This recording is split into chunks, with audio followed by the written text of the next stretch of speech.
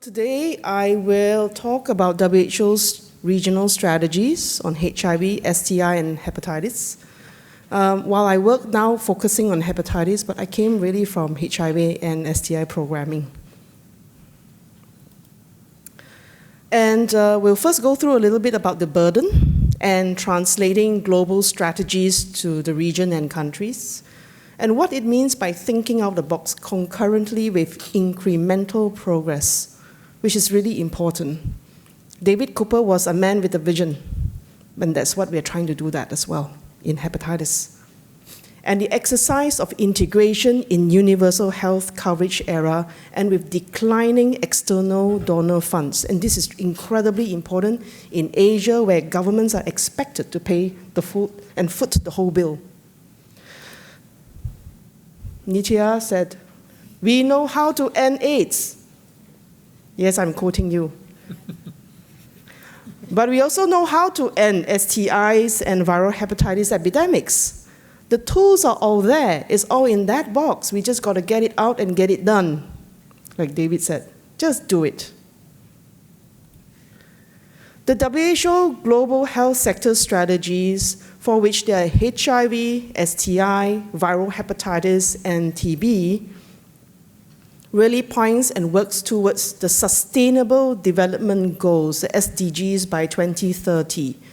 It articulates clear goals and visions, targets by 2020 and 2030 on the framework of universal health coverage and delivering on a common structure for service delivery with the cascades of services and ensuring costed national action plans. So we have all these, we know what the framework is, it's just doing it. On STIs, there is an estimated almost 360 million new cases of 4 curable STIs in 2012. Chlamydia, gonorrhea, syphilis, trichomoniasis, all of them old diseases. It's been around for hundreds of years, I think. But as you can see, STIs are very high in all regions, and in particular, the Western Pacific region. It is the highest in the world. Incidence and new cases is really high in this area of the world. And we face the threat of AMR, antimicrobial resistance. Our drugs for gonorrhea is not working anymore. How do we save those drugs? There's no more pipeline. What can we do together? On HIV, just this slide, 36.7 million, so eloquently discussed by Nitya and Sepi. We have 1.8 million people newly infected globally, and we have 1 million HIV-related deaths. Now, 40% of those deaths are TB-related. And in Western Pacific region, an estimated 1.5 million people are living with HIV. So now the adage of one patient, one disease, it does not hold anymore. We have one patient with multiple diseases, particularly among actually anybody, not just key populations, not just the young, not just the old. It's a person who's coming with HIV, potentially infected with hepatitis B and or hepatitis C and or TB. And on top of that, because of the aging in Asia Pacific, diabetes, hypertension, chronic other diseases. So when a physician, when all of us treat our patients, we're going to just look for all the co-infections and the comorbidities. We know that HIV, HCV co-infection is very high among people who inject drugs. This is global, everywhere, 82%. But also among men who have sex with men and heterosexuals even. We hear that even children and adolescents are getting infected with hepatitis C, and there's active research looking into how to treat them and make sure that they don't live with hepatitis C until they're adults or there's liver damage. On hepatitis, Now, I'm going to focus a lot on hepatitis because we have learned so much from HIV control, TB, and malaria. Decades of disease control have ensured declining death for HIV, malaria, and TB. But hepatitis is a new kid in the block. Death is increasing, and the trends are increasing. With aging populations, we expect this will also increase. About 1.34 million deaths annually, most of them due to chronic infection of hepatitis B and C. And the Asia and Pacific region, there's a Western Pacific region here in East Asia, have a very large burden of hepatitis. It's the highest in the world. It's 40% of the global burden of hepatitis B and C. The numbers are astounding. We have 130 million people living with hepatitis B and C here in the Western Pacific region. Now, we are 60% of the hepatitis B burden and a third of the hepatitis C burden. And let's combine it with the Southeast Asia region, India, and the countries surrounding India. Together, between South Asia and Western Pacific region, Asia has 2/3 of the world's global burden of death due to hepatitis. Our burden is indeed substantial. So, what does that really mean? Hepatitis has been really an important priority disease in prevention since very, very early on. I talked about regional committee solutions because in WHO, this is the one regional commitment that binds all member countries in the whole region, in all WHO regions, whether it's in Southeast Asia or in Western Pacific, or in Latin America or in Europe. In hepatitis B, it has been set as an immunization pillar since a very long time. And every time there is an incremental progress in trying to tighten the targets of trying to reduce hepatitis B prevalence from 2% in 2012 to 1% in 2017. So you can see that actually there's a lot of work going on in trying to tighten and reduce the prevalence and getting countries to commit and fund it and take action on it.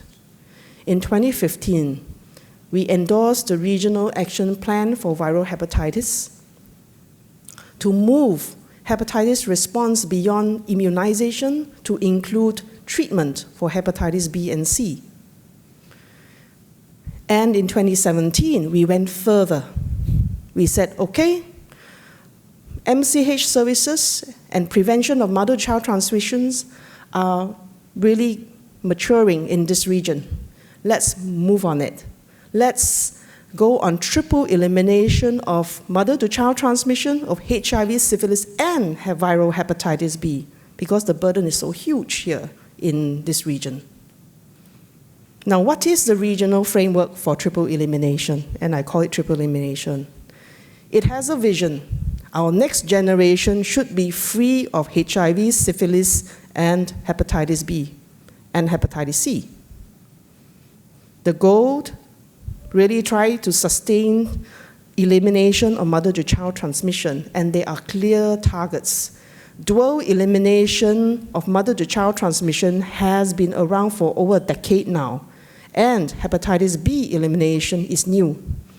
The targets have been set at less than 0.1% of prevalence among children by 2030. So imagine going down from 2% to 1% to 0.1%. Countries are saying, can we achieve it? And what it actually means to us as clinicians and field workers and people on ground who's actually looking at patients, it's really using the maternal, neonatal, and child health care platform. Deliver services that are integrated for them. If you can deliver testing for HIV, you can do it for syphilis. You can do it for hepatitis B. Test. And if they are positive, treat. If a mother, and a new kid in the block for hepatitis testing, if a mother is found to be hepatitis B positive, physicians can consider a set of additional interventions, and including categorizing their risk, assessing their liver disease for hepatitis, and consider the use of antiviral drugs, like in HIV, in high viral load women to reduce viral load. In the infants, there are prophylaxis, and also to understand the status of the child after hepatitis B interventions. And at the end, whomever who have or missed or failed the interventions or have not worked, these positive mothers and positive babies will need to be linked to the clinical care pathway. This is what it means. For this is really our region here is the one that is having this conversation now, because we've gone so far in prevention of hepatitis B. And it's about all building on the incremental progress in this region.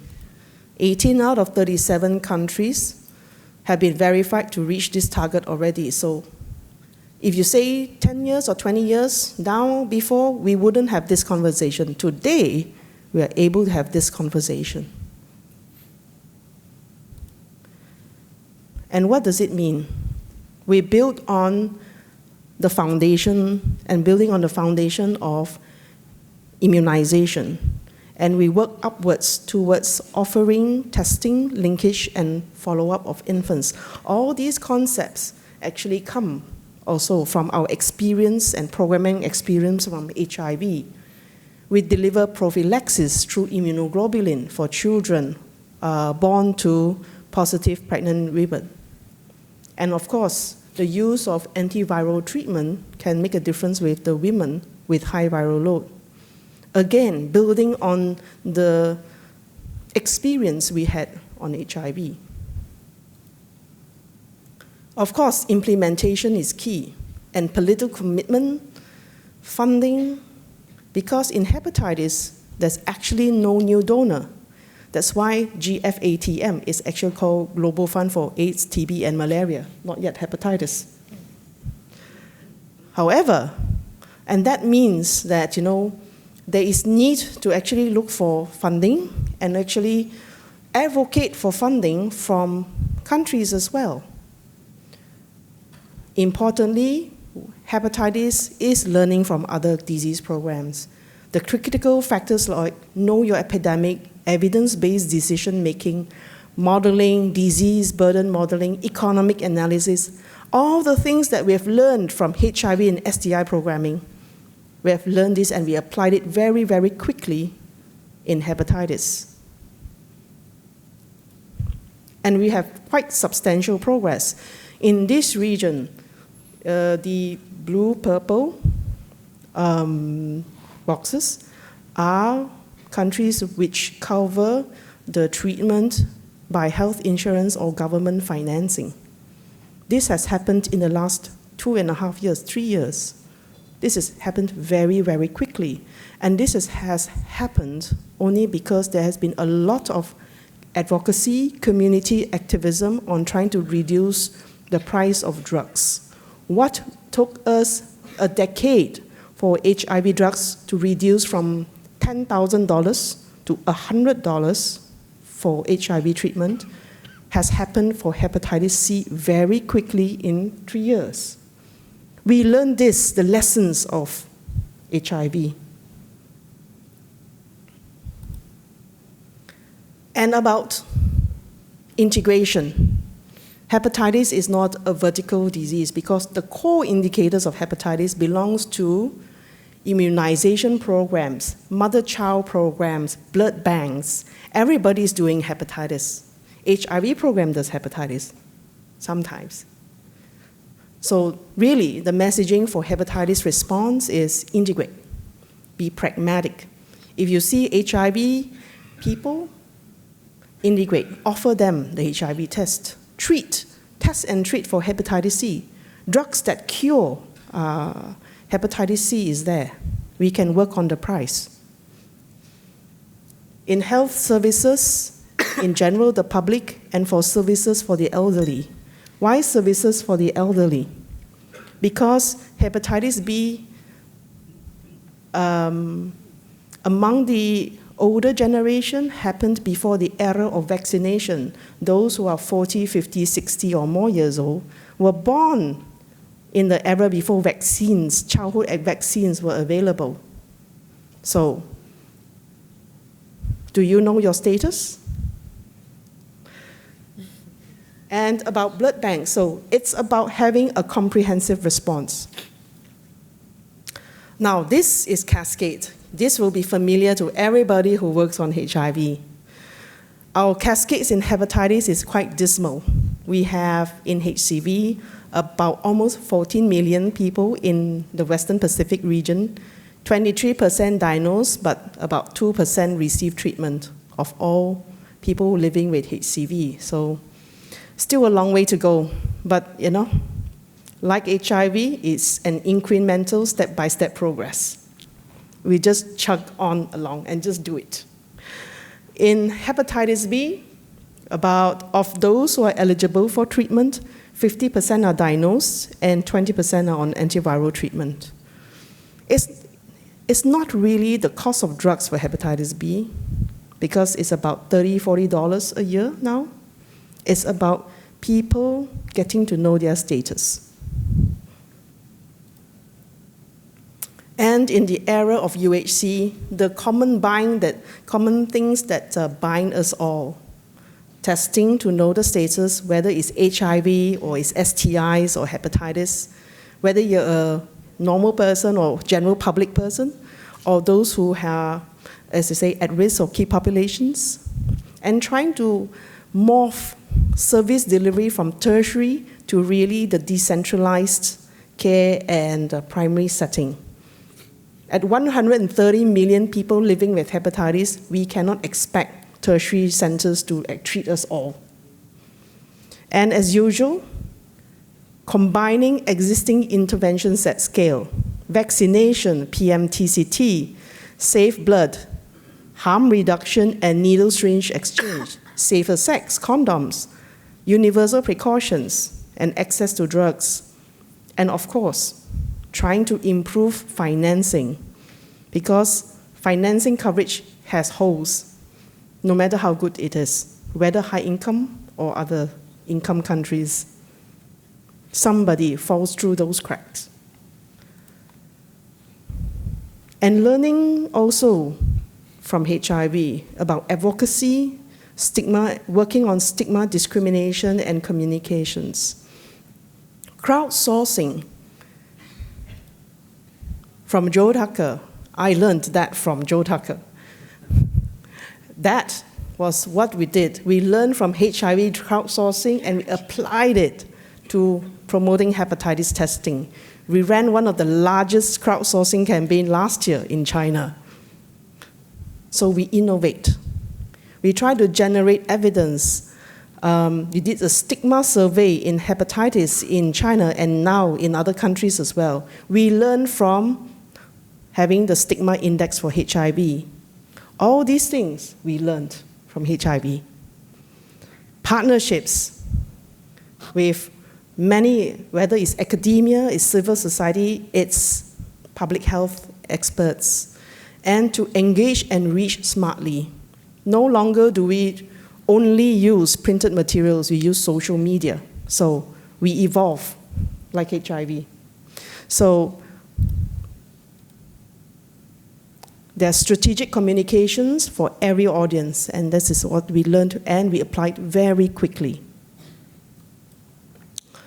In summary, we have the tools and we know how to get it done. And working HIV, STI, and hepatitis, including TB, within the era of universal health coverage is not rocket science, but we need to find the solutions to the challenges of health systems, people, and money. Implementing all this response will need all of us together, and especially breaking the silos, removing the roadblocks, partnerships, networking, and collaboration. And with this, I would like to acknowledge my team at the Western Pacific region. We are small and slim, but we try. Thank you.